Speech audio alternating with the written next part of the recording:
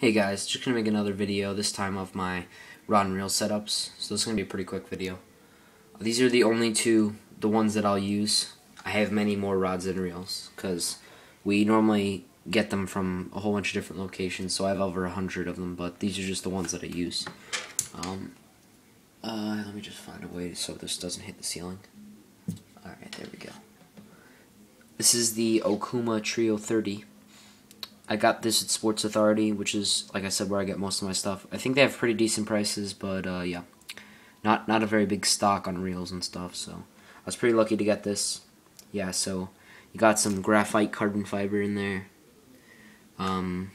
It's a crossover reel, which means the actual part that connects the reel seat to the reel is two different pieces, and just the way that the reel is built, the design of it makes it a lot more durable than a standard spinning reel. It's very smooth. I haven't actually used it for casting, but it's very smooth. The drag is very nice, it's very sensitive, and the sound is just pretty cool. The bar here is a little bit thicker than a normal spinning reel. It doesn't feel flimsy at all. Overall, I think the reel itself is very sturdy, even in a small package. I just really like this reel a lot. The rod that I'm using is a Curtis medium action 6'6" rod, so it's a pretty decent length, and even though it's medium action, it's very sensitive, which I like because I can normally cast farther and feel bites a little bit better, because bass a lot of times they'll just grab the bait, put it in their mouth, and then just sit there.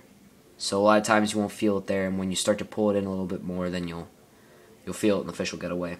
So I like this rod for that. I mean, this isn't a very high-end rod, but you know, I just stuck with it. This was one of my first rods. I do have more expensive ones. I have very expensive rods, but I just choose to use this one because it's just held up the best for me.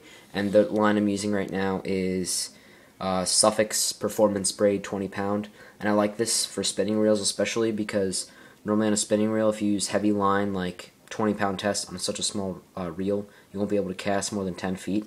But this is a very small diameter, so you can still retain that casting power with some thicker line. And as for my bait cast setup, I have my, hold on, let me set this up real quick. I have my Bass Pro Shops Pro Qualifier. This is a really good bait cast reel, and I actually think it's better than the Daiwa Megaforce. That's just my opinion. But yeah, it's very, very durable. I don't have actually any problems with it. The only thing that has actually happened to it is that I lost the spool tension.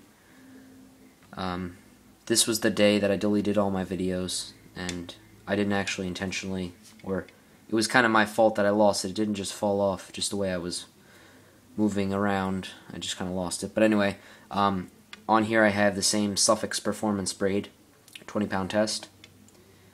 You don't really have to worry about the thickness of line on a bait caster, but I just went with this because I'm not going to be really catching any ginormous fish with this, and I can control my drag pretty well.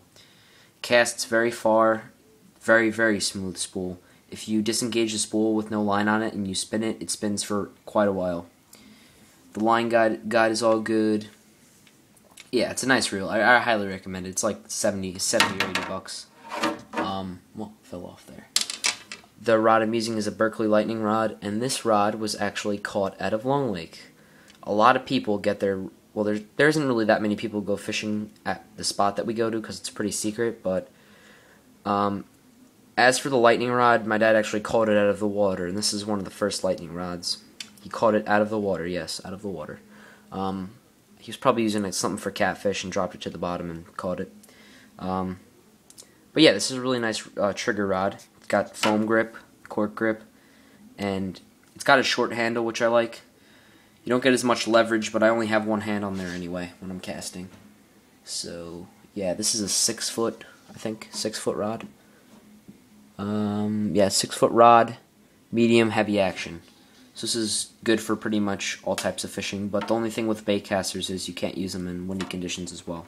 So that's when I'll normally resort to my spinning reel. So yeah guys, that's my setup. I'll have more videos to come. Thanks for watching, and have a nice day. If you feel like it, subscribe.